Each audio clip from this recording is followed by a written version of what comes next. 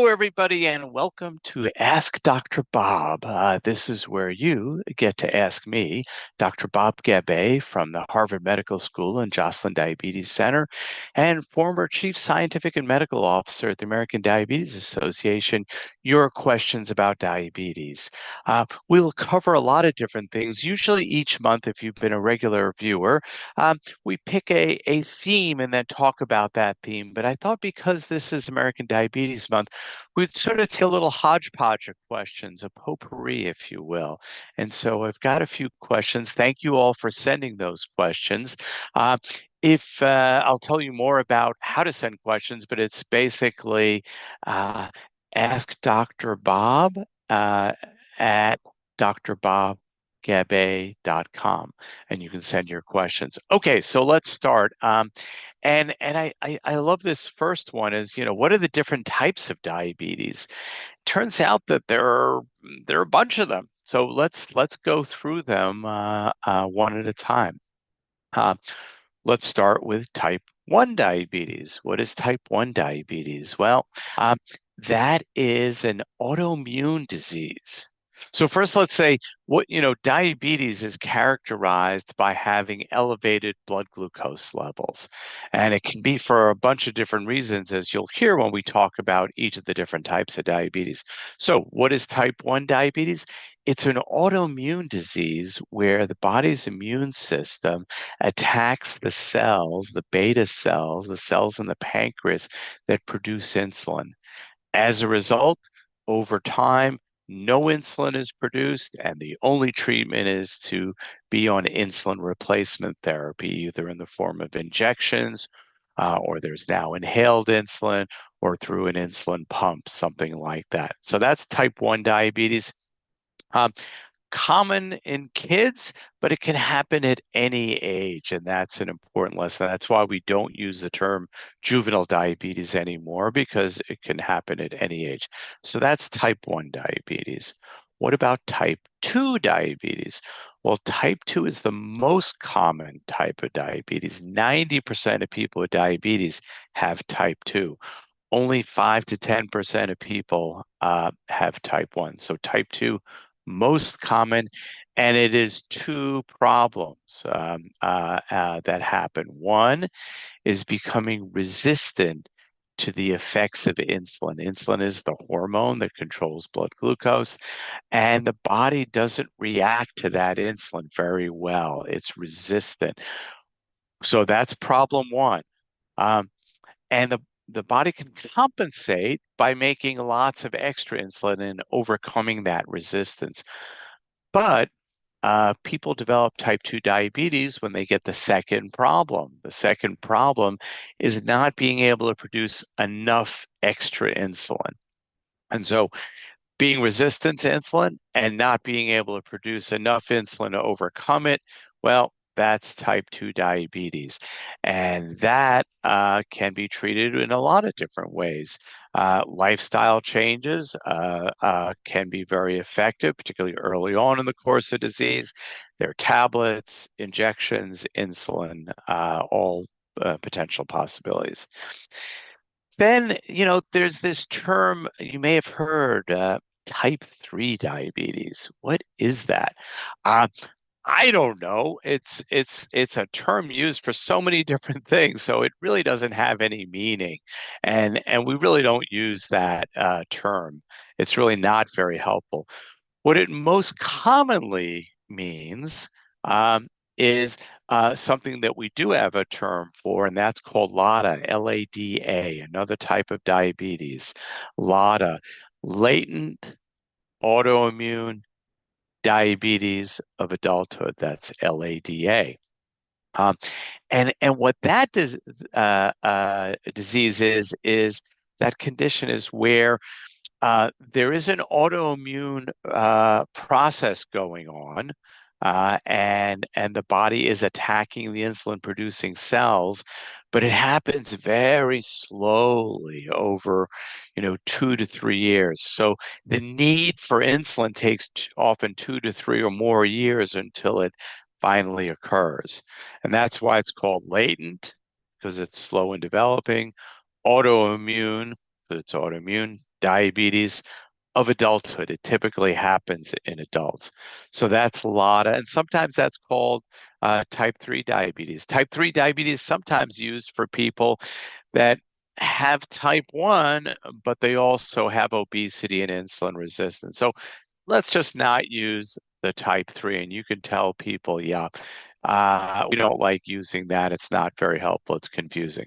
So there's type 1, there's type 2, there's LADA, latent autoimmune diabetes of adulthood. Then there's gestational diabetes. Gestational diabetes is diabetes that occurs specifically during pregnancy, gestational, um, and typically that's at the end of the second or the beginning of the third trimester. Uh, it can be fairly common in some groups. 5 to 10% of pregnancies can be affected by gestational diabetes. Um, and there are various ways of treating that, from lifestyle changes to potential medications, and in some cases insulin. And it's important to treat gestational diabetes to make sure that the mom and the baby do well. And also, women with a history of gestational diabetes have a really high risk of developing long-term type 2 diabetes. So typically, gestational diabetes, once they deliver, the woman delivers the baby, no longer has diabetes, but is at risk later on. Um, there are like two other types of diabetes that I want to describe, um, and one is related to pancreatic disease. So people with chronic pancreatitis, that can be for a variety of different reasons, they can damage enough of the pancreas so that they are not able to make enough insulin and develop diabetes. And so that's another cause. Um, I'm going to say there's still two more. Uh, so here's another one.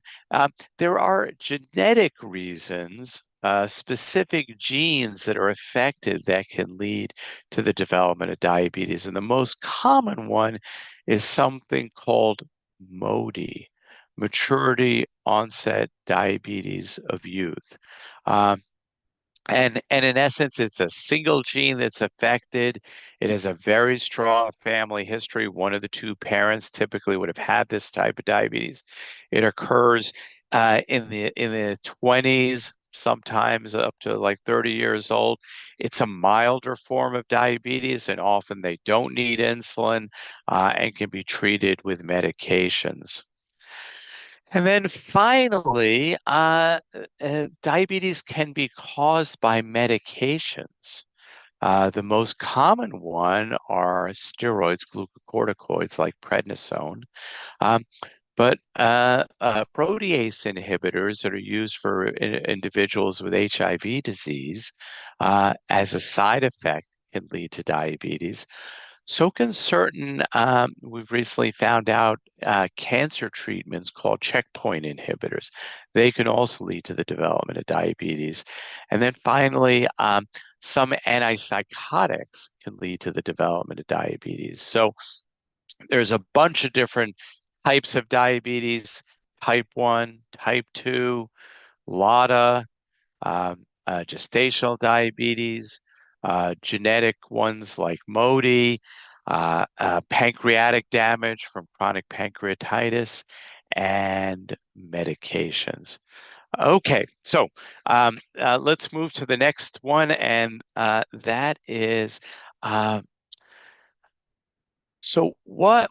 Why are the number of people with diabetes increasing?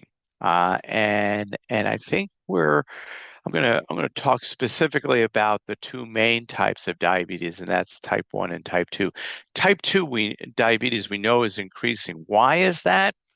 Well, really it's because obesity is increasing, and obesity is the leading cause of type 2 diabetes.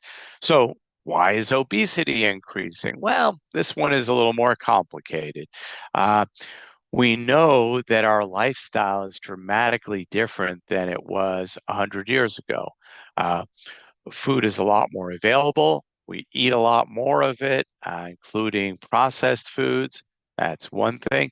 And we're a lot less active than we were 100 years ago, and through all of history before that. So those changes have increased the risk of developing obesity. And as people have developed obesity, they become resistant to the effects of insulin. And when they can't produce enough extra insulin, they have type 2 diabetes.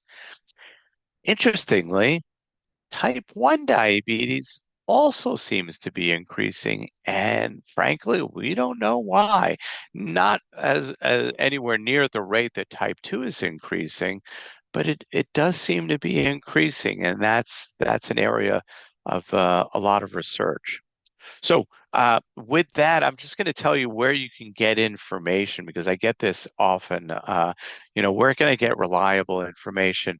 As you know, looking on the internet, you can find all sorts of things, right? And some of them can be pretty wacky. So please try to avoid that and go to good sites like diabetes.org. They have a wealth of information that has been vetted by healthcare professionals to make sure it is reliable. So, with that, if you enjoy this program, please share it with your friends and family. I will see you next time. Send any questions that you have to uh, Ask Dr. Bob, that's AskDrBob, at drbobgabe.org, all one word. And I'll do my best to answer them, and I'll save a bunch of them for our next program. And if you are interested in more information, also connect with me on LinkedIn. I send a lot of interesting research studies and other new developments of the world of diabetes. So until the next time, take care.